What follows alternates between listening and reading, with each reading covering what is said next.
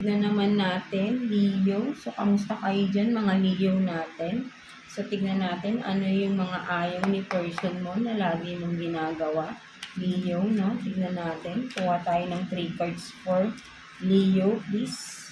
Mga ayaw ni person na lagi mong ginagawa, Leo. Let's see.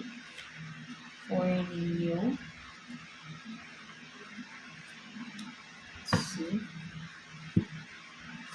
So, you have this slowly but surely. So, ang nakikita ko dito ng mga Leo natin, ang ayaw ni person mo dito, yung baka sabihin natin na mabagal kayong kumilos, no? At kinakatwiran mo, parang hindi naman kailangan magmadali. No? For some of you, baka ayaw ng or pwede rin sabihin natin na masyado kayong nagmamadali, no? Parang ang ayaw ni person mo sa'yo is hindi ka marunong maghintay, no? Mga Leo natin, no? Masyado kayong nagmamadali sa mga bagay-bagay, no? Parang siguro sinasabihan kayo palagi ni person mo na just take it slow, no? Something like that na parang ayun nga, no, wag magmamadali, no? Or padalos-dalos ng mga desisyon or gawain, no? Kung ano man ito, no?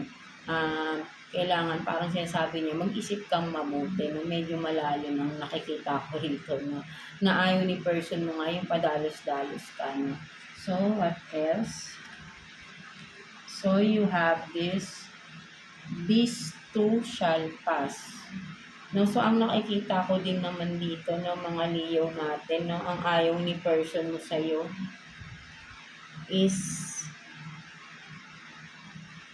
yung kung meron man kayong ex, no, sabihin natin na parang hindi pa kayo nakaka-get over, no, for some of you Leo, no, ang nakikita ko rito, no, naaalala nyo pa rin at siguro nakakwento nyo or nakikita ni person mo na inaalala or naaalala mo pa rin yung ex mo, yung past lover mo, kung ano man yung mga nangyari, no? Parang may trauma ka, no? For some of you, no?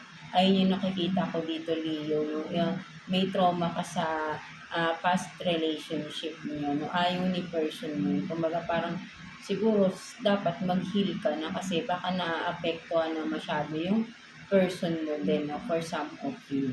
No? So, what else? So, you have rights. No, so, ang nakikita ko naman dito, mga Leo natin, no, ayaw ni person mo sa'yo, yung mga tuwiran ka, no, ang nakikita ko rito, no, masyado ka daw mapagkatwiran or yung o something like that na parang yun nga, no, yung mahilig ka sigurong sabihin natin na nangangatwiran, no? Ayun yung nakikita ko rito, no?